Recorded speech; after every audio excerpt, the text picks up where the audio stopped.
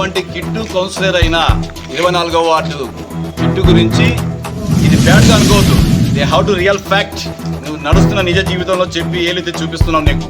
ఎందుకంటే మన క్యాష్లో పుట్టి మన వాళ్ళే మోసం చేసి తింటున్నావు ఆ డబ్బు. అది మంచి పద్ధతి కాదు. ఇటువంటి వాళ్ళకి మన ఎంఆర్ఓ ఆఫీస్లో వద్దసు పలుకుతున్న main important by Jayaram Reddy RI. అతను ఆర్ఐ కాదు కూడా సీనియర్ అసిస్టెంట్. హౌ టు ఆర్ఐగా మెయింటైన్ చేస్తున్నావు. ఆ రోజే చెప్పాను జయరాం రెడ్డి గారు, నా నుంచే నీ కౌంట్ డౌన్ స్టార్ట్ అవుతుంది ఈ ఊర్లో అని. మళ్ళీ ఇప్పుడు చెప్తున్నా, నువ్వు ఇక్కడొచ్చినా ఏపీలో ఎక్కడున్నా ఈ కౌంట్ డౌన్ స్టార్ట్. ఎస్పెషల్లీ ఇలాంటి కిట్టు వాళ్ళకి నువ్వు వద్దసు పలుకుతున్నందుకే. కిట్టు దయచేసి ఇకనైనా బుద్ధి తెచ్చుకొని మన వాళ్ళు కలిసిపోతూ మన జన అనేది ఉండు.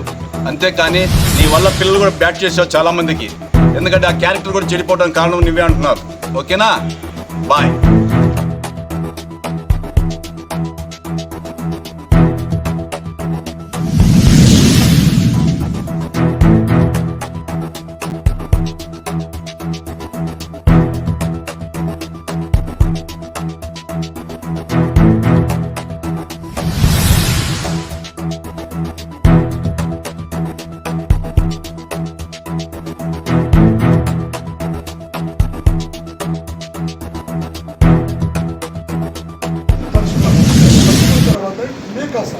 ఈ ఊళ్ళో ఇలాంటివి చేసినారు కోట్లలో. ఎవరు చేయాలి? ఫస్ట్ ఏం చేయాలంటే నేరుగా అన్న చెప్పినట్టుగా పోలీస్ స్టేషన్కి పోయి కంప్లైంట్ ఇవ్వాలి.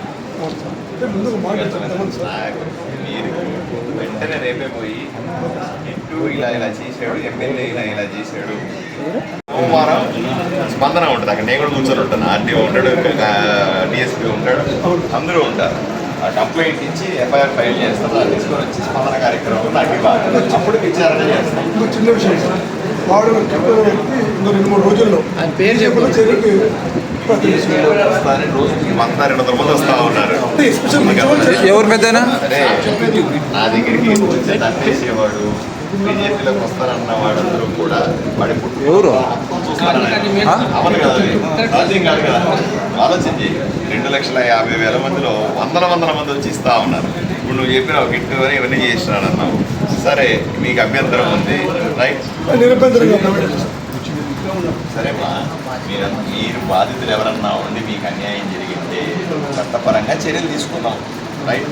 అతను బీజేపీలోకి వస్తున్నాడా అవన్నీ కూడా మీరు చెప్పినారు కాబట్టి మిగతా విషయాలు నేను ఆలోచన చేస్తాను అన్న కూర్చొని, సరేనా? అంతే తప్ప అవన్నీ రాజకీయాల జోలికి రావద్దండి. మీరు మీకు అన్యాయం ఏమతో మాట్లాడతాను ఆ విషయాలు. అతను బీజేపీలోకి పొరపాటున ఉదాహరణకి కూడా చెప్పేదాన్ని విను. నీకు అన్యాయం చేసినాడు, నువ్వు రేపు పోలీస్ కేసు పెడతావు, విచారణ జరిపిస్తాను. బీజేపీలో చేరినాను అతను వదిలేస్తాను అనుకుంటున్నావా? నిన్న ఒక ఆయన కలిసాడు. నిన్న ఒక ఆయన బీజేపీలో చేరినాడు కదా. నిన్న బీజేపీలో ఒక ఆయన చేరినాడు. ఆయనే చెప్పినాడు స్పష్టంగా, నేను తప్పు చేసినా నన్ను శిక్షించండి అన్నాడు. విచారణ ఎవరైనా సరే ప్రజలకు తప్పు చేసిన వాడు, ప్రజలను పీడించిన వాళ్ళ పట్ల స్పష్టమైన విచారణ జరుగుతుంది. బీజేపీలో నా పక్కన ఉన్నాడు అనుకోండి, ఈయన ఉన్నాడు అనుకోండి, బీజేపీలో ఉన్నాడు, ఈయన పోయి రేపు తప్పుడు పని చేసినాడు అనుకోండి, వదిలేస్తాను ఆయన్ని, సమస్య లేదు. రాజకీయ పార్టీలు వేరే, ప్రజల్ని పీల్చుకు తినడం వేరే. దీన్ని రెండు కలపద్దండి, అర్థమైనా? రేపు కిట్టు అని అతను బీజేపీలోకి వచ్చినాడు కూడా అనుకోండి, సంతోషమే, బీజేపీ రమ్మని చెప్తాం. తప్పు చేసి మీరు పెట్టిన పిటిషన్ కానీ మీకు చేసినటువంటి అన్యాయం కానీ నిరూపితమైతే ఏమాత్రం ఎవరిని రక్షించేది లేదు, అర్థమైనా? దీన్ని రెండు కలిపేయద్దు నువ్వు. అన్ని పార్టీల్లో కూడా అన్ని రకాల మనుషులు ఉంటారు.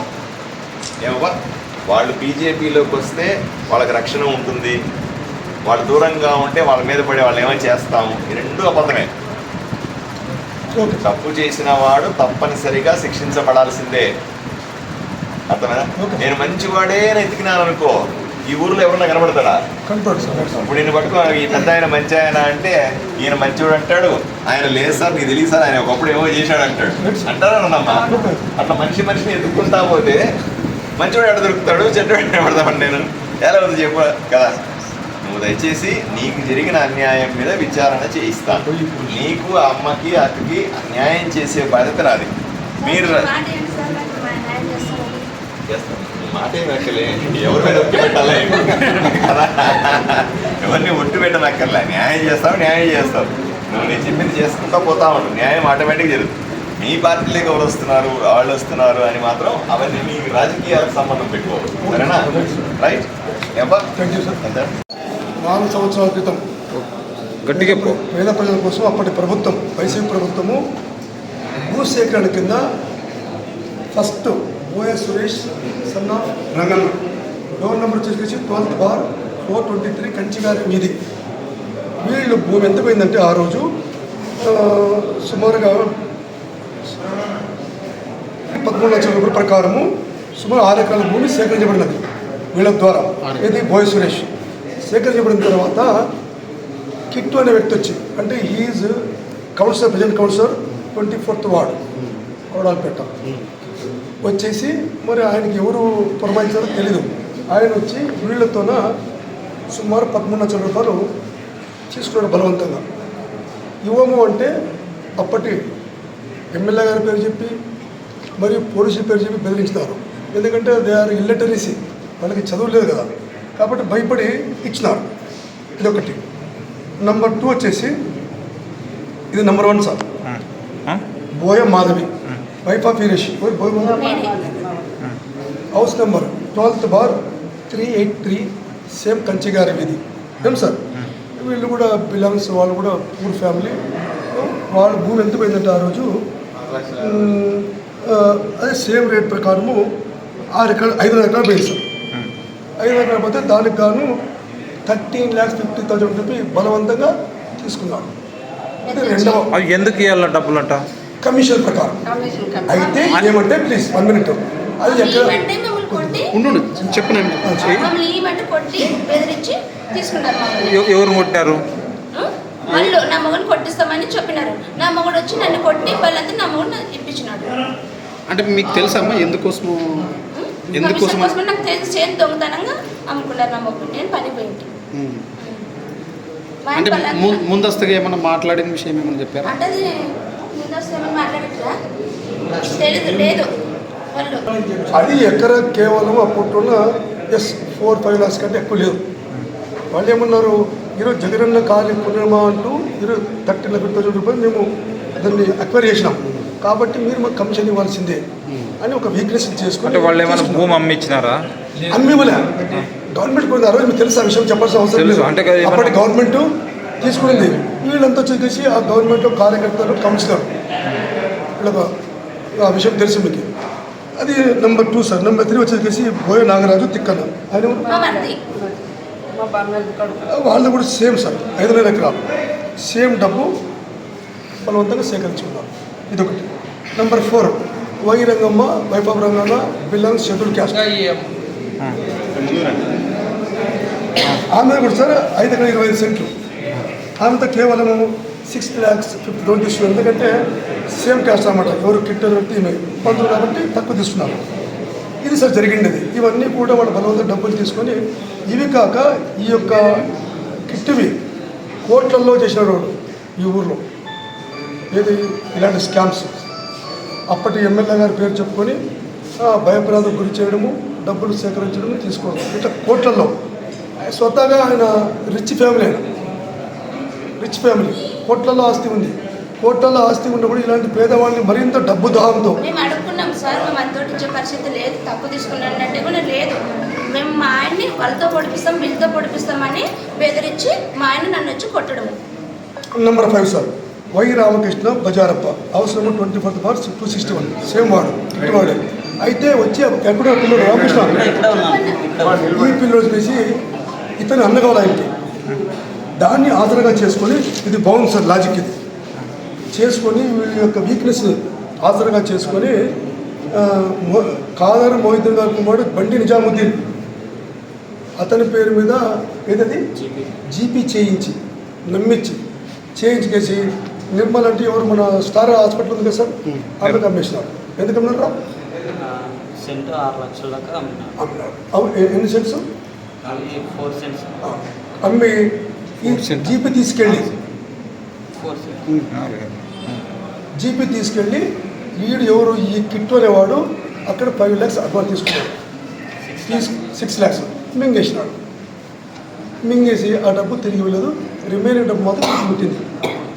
ఆ 5,00,000 రూపాయలు కేవలం తమ్ముడు నమ్మినందుకు వీళ్ళ యొక్క బలహీనత ఆసరాగా చేసుకొని వాళ్ళకి ఇదే పని అనమాట. ఎవరైతే బలహీనలు ఉంటారో వాళ్ళపై దాడి చేయడం చేసుకొని డబ్బు కొట్టేసి ఇప్పుడు ఊరిని పోతాడు. సొంత తమ్ముడు అన్నగా లేదు.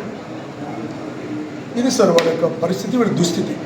దయచేసి మీరు దీన్ని బాగా హైలైట్ చేసి డబ్బును రాబట్టే విధంగా. ఒక్క నిమిషం. ఇట్లా మమ్మల్ని పిలిచాడని ఫ్లాట్ ఉందని చెప్పాము. ఫ్లాట్ ఉందని చెప్పాము. చెప్తే సరేలే అన్న నేను చేసి పెడతాను అని అన్నాడు. సరేలే మన మనిషే కదా, మన అన్నయ్య కదా అంటే, మన తమ్ముడే కదా అనిపేసి ఇచ్చేసినాం. అంటే మన గేర్లో కౌన్సిలర్ పిల్లోడే కదా అని చెప్పినాం. సర్లే అనికేసి ఆయనకి అప్పచెప్పినాము. అంతా తీసినాక ఫ్లాట్లో అంతా రాళ్ళు గీళ్ళు పాతేసినాము. పాతినాక సరే పర్సంటేజ్ అడిగారు. ఇంత పర్సంటేజ్ ఇవ్వాలి చూడనా అంటే సర్లే అప్ప అన్న. సరేలే అని చెప్పాక వాళ్ళు ఏం చేసినారు, మా తమ్ముడు మిగతా వాళ్ళందరినీ క్వాలిటీలో పెట్టేసి వీళ్ళందరూ పోయి వాళ్ళు అమ్మేసినారు. అమ్మేటప్పుడు నన్ను పిలవాలి కానీ, నన్ను పిలిచి వాళ్ళు వ్యాపారం చేయాలి కానీ, వాళ్ళు నన్ను మమ్మల్ని పిలుకోకుండా వాళ్ళందరూ సొంతంగా పోయి అమ్మేసి అడ్వాన్స్ కూడా తెచ్చుకున్నారు. వాళ్ళు ఇంత అడ్వాన్స్ తెచ్చుకున్నారు అనేది కూడా నాకు తెలియదు. కానీ నా చేతికి ముట్టింది మాత్రం 1,20,000 ముట్టింది.